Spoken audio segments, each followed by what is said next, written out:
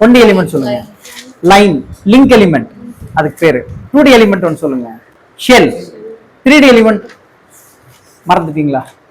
இதுன்னு காட்டக்கூடாது. 3D element யாரோ ஒருத்தர் சொல்லுங்க. 3D எலிமெண்ட் ஒன்று. Very good. டெட்ராஹெட்ரன். ரைட்டா? That is one of the 3D element. Hexahedron இல்லையா? 3D எலிமெண்ட் தானே. ட்ரையாங்குலர் எலிமெண்ட் இப்ப இந்த மாதிரி ஒரு சின்னதா இப்படி இருக்குன்னு வச்சுக்கோ. இது என்ன element? 1D 2D 3D 2D.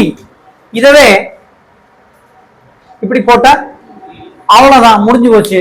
இப்ப இங்க பாருங்க, இது ஒரு ட்ரையாங்கிளா, இது ஒரு ட்ரையாங்கிளா,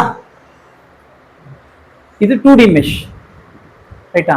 பட் ஒரிஜினலா இது சாலிட் ஆப்ஜெக்டா இருக்கிறதுனால உள்ளுக்குள்ள கிரியேட் ஆயிருக்கும் 3D மெஷ், உள்ளுக்குள்ள கிரியேட் ஆயிருக்கும். இப்ப அடுத்த ஸ்டெப் என்ன? இப்ப இங்க வந்து ஸ்டாட்டிக் ஸ்ட்ரக்சரல், ஸ்டாட்டிக் ஸ்ட்ரக்சரல். அப்ப இப்பதான் நம்ம அனலைசிஸ் பண்ண போறோம். நம்ம என்ன பண்ணிருக்கோம்? ரெண்டு எண்ட்லயும் லோட் அப்ளை பண்ணிருக்கோம். இப்ப பாருங்க, கரெக்டா மேட்ச் ஆகும் பாருங்க. ப்ரீ ப்ராசஸிங்ல நம்ம என்னென்ன ஸ்டெப்ஸ் கொடுத்தோம்? ஒரு குட்டியா ஒரு ஸ்ப்ரிங் எலிமெண்ட்டை சால்வ் பண்ண தெரியுமா?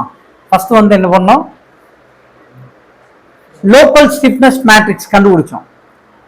தனித்தனியா கண்டுபிடிச்சு அதை குளோபல் ஸ்டிஃப்னஸ் மேட்ரிக்ஸா மெர்ஜ் பண்ணோம். அந்த மெர்ஜ் தான் இது ரைட்டா?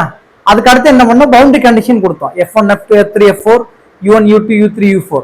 அப்ப எதெல்லாம் F1 F2 தெரியும், மீதி தெரியாது ஃபிக்ஸ்டா இருக்கறனால. U1 U2 நம்ம கண்டுபிடிப்போம், U3 தெரியாது. அப்படிதான், அதான் பவுண்டரி கண்டிஷன். அப்ப அந்த ஸ்டெப் தான் இப்ப நம்ம போட போறோம்.